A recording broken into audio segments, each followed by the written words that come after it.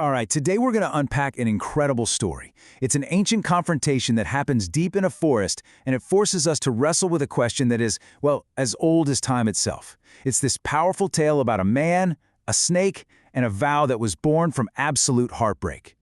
And this, right here, is the question at the very heart of the story. It's a line that can get so blurry, it can be almost impossible to see, especially when you're just blinded by grief.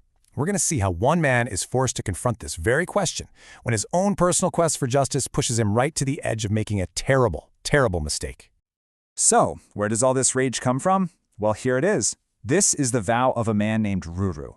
After his wife, who he loved more than anything, was killed by a snake, all of that heartbreak, all that sorrow, got channeled into one single all-consuming mission. And believe me, this wasn't just some promise. It literally became his entire reality. So let's set the scene. Imagine Ruru, deep in the forest, and he's got his staff ready. He stumbles across a serpent, and for him, the path forward is simple. It's clear, it's brutal. He's there to do one thing, fulfill the vow that now completely defines his life. You can just hear it in his voice, right? There's zero hesitation. For him, the logic is, well, it's brutally simple. A snake killed his wife, so this snake has to die. In his mind, the entire species is guilty. Every single serpent he sees is a target for his revenge. The verdict's already in. But then, just as Ruru raises his staff to strike, something totally unbelievable happens. The creature that's about to be killed speaks. And just like that, this isn't an execution anymore. It's about to become a debate, a fascinating argument between pure, raw emotion and cool, collected logic. So let's just break this down. On one side, you've got Ruru's argument, which is driven entirely by emotion. A snake killed my wife, so you have to die. Simple as that. But on the other side, you have the snake, a Dundubha, and it's pleading its case with facts. It's saying, look, we're a totally different species. We're not even venomous. It may share the name serpent, but it's arguing it doesn't share the guilt. See the conflict? Ruru is targeting an entire category of being, and the snake is just desperately trying to be seen as an individual. And you know what? It works. The snake's words actually get through to him. For the very first time since he made that terrible vow, Ruru hesitates.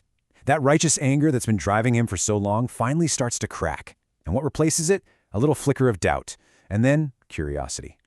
And that's the moment. That is the moment the spell of vengeance is finally broken. Ruru looks past the scales, past the whole serpent thing, and he sees something he actually recognizes: fear. A deep, trembling fear that he registers not as something animal, but as something human.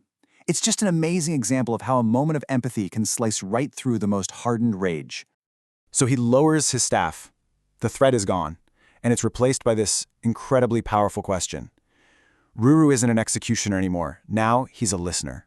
He realizes, wait a minute, there's a story here. There's a whole history I can't see, and he just has to understand it. And it turns out the snake was telling the absolute truth.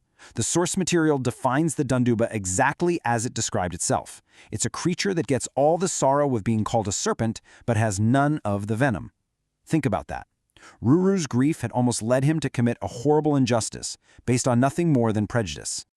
But hold on, because the story takes another massive turn. The Dundubha reveals its true identity, and it is absolutely staggering.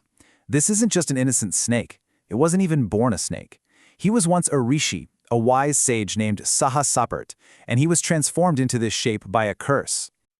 Okay, so the first problem is solved, right? Ruru isn't going to kill this creature. But in its place, a much, much bigger mystery has just opened up. The story is no longer about Ruru's vow of vengeance. Now it's all about Sahasrapat's curse. And that is exactly where Ruru's mind goes next. He, just like us, is hooked.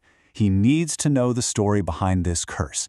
I mean, what could a wise Rishi have possibly done to deserve a fate like this from a Brahmana, a holy man? The question of justice is back, but now it's pointing in a completely new and fascinating direction. And that's where this ancient story leaves us. It solves one moral problem, only to hand us another one that's even more profound. It's asking us to think about the stories hidden just beneath the surface, the complex nature of punishment, of fate. Why was a wise man condemned to this form? It's a question that's a perfect reminder that every single being has a history we can't possibly see.